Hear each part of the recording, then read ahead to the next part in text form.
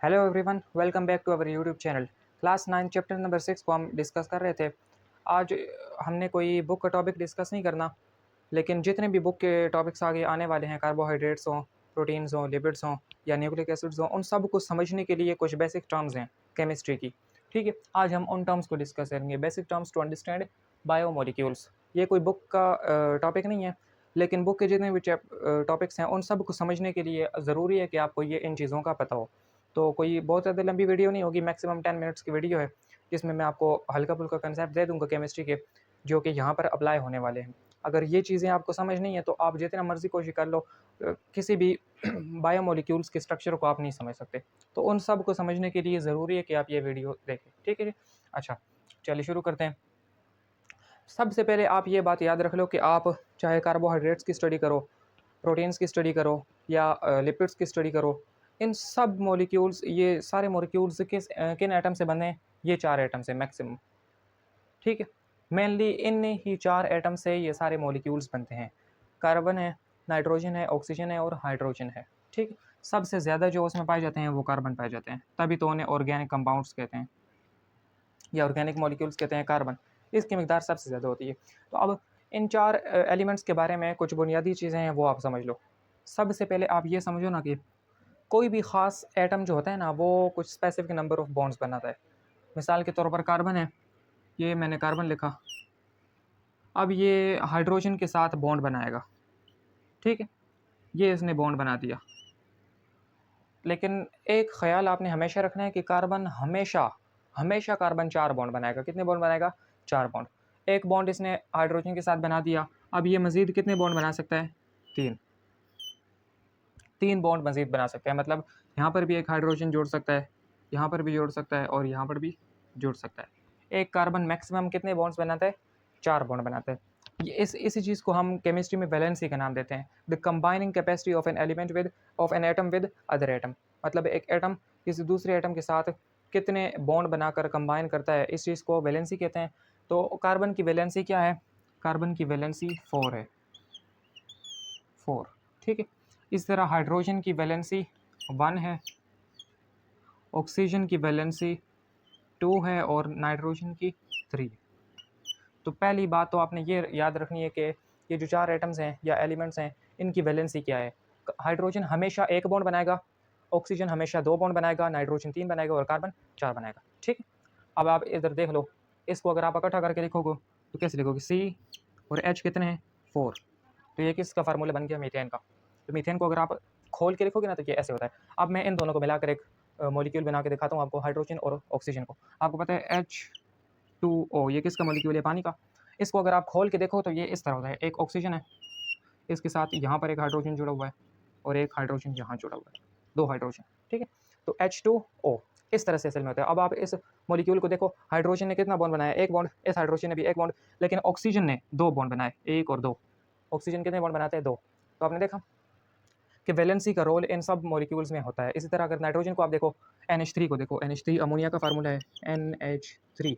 इसको खोल के लिखो तो ये ऐसे होता है, N 1 2 3, इधर भी हाइड्रोजन, इधर भी हाइड्रोजन और इधर भी हाइड्रोजन। समझ आ गई? कार्बन की मिसाल पहले ही दे दी है।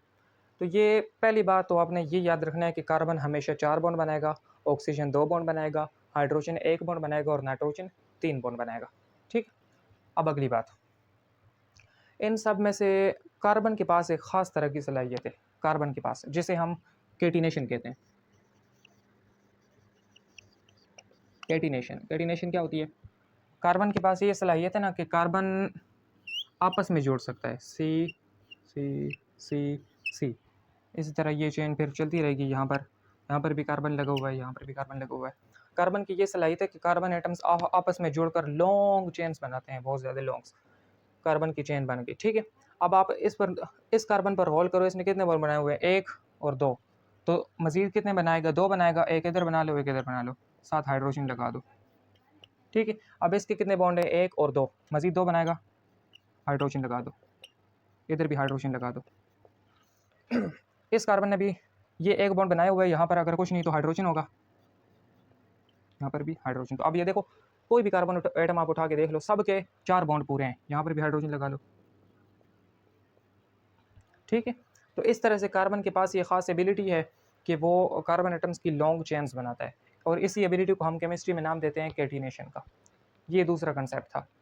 वैलेंसी का कंसेप्ट आपको क्लियर हो गया कि ये 4 एटम्स जो हैं ये इतने इतने बॉन्ड्स बनाते हैं, कार्बन 4 और ये सारे 3 और 2 और 1। और कैटिनेशन कार्बन की ये खास एबिलिटी है कि वो catenation carbon self linking ability है उसमें, और दूसरे कार्बन एटम्स के साथ जोड़कर वो लॉन्ग चेन्स बना सकता है। ठीक है, दूसरी बात आ गई। अब एक और चीज़ आप देख लो, ऑक्सीजन 2 बॉन्ड्स बनाता है ना, लेकिन जब ये ऑक्सीजन जब भी कार्बन के साथ जुड़ता है तो वो हमेशा 2 बॉन्ड्स बना के जुड़ता है। ऐसे ये कार्बन आ गया, इसके करीब जब ऑक्सीजन आएगा ना तो ये इस तरह होगा, मतलब दोनों के दोनों बॉन्ड्स इसने किसके साथ बना लिए, कार्बन के साथ। ठीक है, ज़रूरी नहीं है कि हर बार ऐसा हो, लेकिन अमूमन ये ऐसा कर सकता है, इसके पास ये एबिलिटी है। ऑक्सीजन के पास ये एबिलिटी है कि वो कार्बन के साथ कितने बॉन्ड बनाएगा, 2 बॉन्ड बनाएगा। अब ज़रा आप CO2 की एग्जांपल को देखो, CO2। अब इसमें ऑक्सीजन कितने हैं, 2 हैं और कार्बन 1 है। ये कार्बन बना दिया, एक ऑक्सीजन यहाँ बना दिया, एक यहाँ बना दिया। ऑक्सीजन कितने बॉन्ड बनाएगा, 2 और 2 इसके। तो आप देखो इसके 2 बॉन्ड्स पूरे हो गए, इसके भी 2 बॉन्ड्स पूरे हो गए। कार्बन कितने बनाता है, 4 बॉन्ड, 1 2 3 4, तो कार्बन के भी 4 बॉन्ड पूरे हो गए। तो अगर CO2 को खोल के आप लिखो, उसके स्ट्रक्चर को देखो, तो वो इस तरह का स्ट्रक्चर आता है।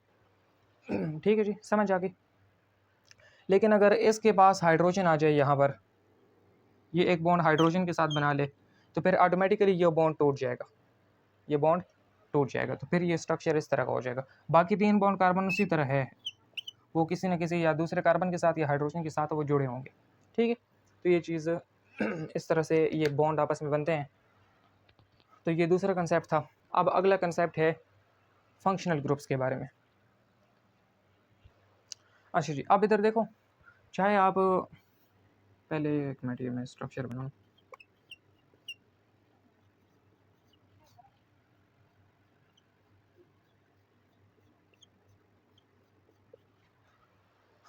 अच्छा जी, अब आप इधर देखो, ये कार्बन की लॉन्ग चेन है।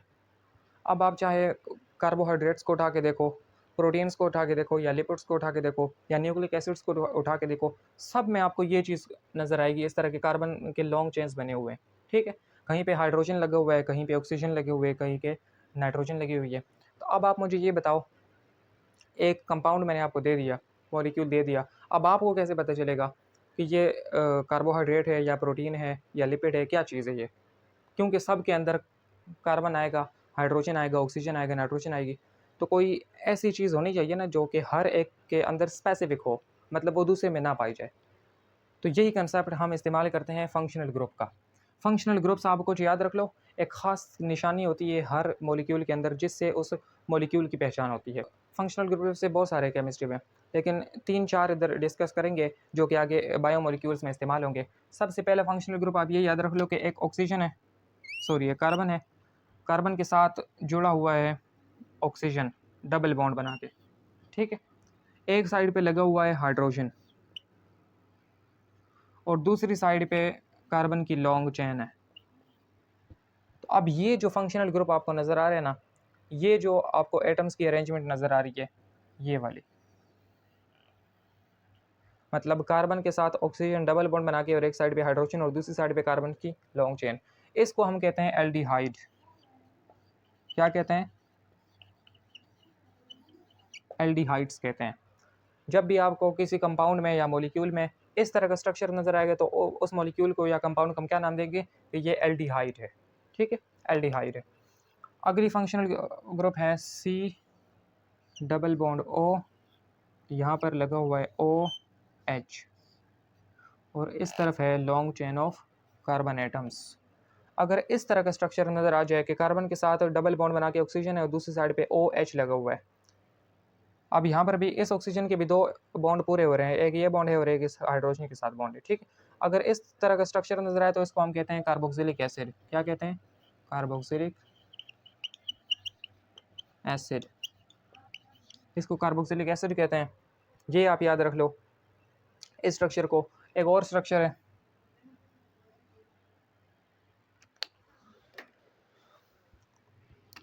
अगर आपको एटम्स इस तरह दिखें कि एक कार्बन है, उसने डबल बॉन्ड बना के ऑक्सीजन, इस तरफ भी कार्बन की चेन है या एक कार्बन है और इस तरफ भी कार्बन की चेन है, मतलब कार्बन के साथ ऑक्सीजन डबल बॉन्ड बनाई हुई है और उसी कार्बन के दोनों अतराफ में कार्बन ही लगे हुए हैं, तो इस कंपाउंड को हम कहते हैं कि ये कीटोन है। क्या है?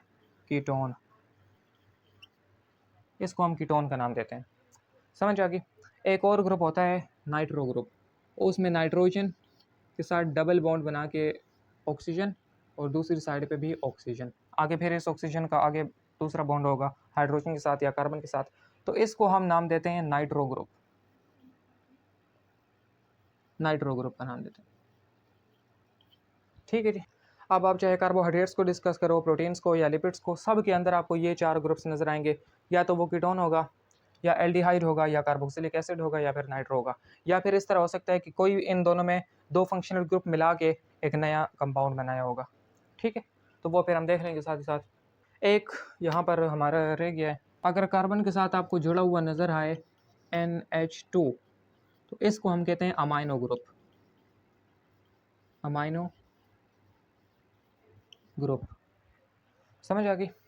अगर इस तरह का आपको कहीं पर नज़र आए तो उसको क्या कहते हैं? Amino group. ये कीटोन कह दो, ये नाइट्रो ग्रुप है, वो अमाइनो ग्रुप है, ये एल्डिहाइडिक ग्रुप है और ये कार्बोक्सिलिक एसिड वाला ग्रुप है। ठीक है जी। चलिए, तो ये इन सब को हम केमिस्ट्री में नाम देते हैं फंक्शनल ग्रुप्स। इन्हीं की बुनियाद पर हम फिर पहचानेंगे कि जो मॉलिक्यूल आपने दिया है वो प्रोटीन है या लिपिड है या कार्बोहाइड्रेट से क्या है। ठीक है, तो ये बुनियादी चीज़ें थी जो कि आगे जितने भी टॉपिक्स आएंगे उन सब में इसका इस्तेमाल होगा। तो ज़्यादा डिटेल में तो मैं नहीं गया, लेकिन जितना हमें चाहिए था अभी बायोमोलिक्यूल्स को समझने के लिए वो मैंने आपको बता दिया। तो आज के लिए इतना ही था। अगले लेक्चर में फिर हम बायोमोलिक्यूल्स को एक एक करके डिस्कस करेंगे, कार्बोहाइड्रेट्स के बारे में और फिर उसकी क्लासिफिकेशन के बारे में। तो thank you very much for watching our video. अल्लाह हाफ़िज़।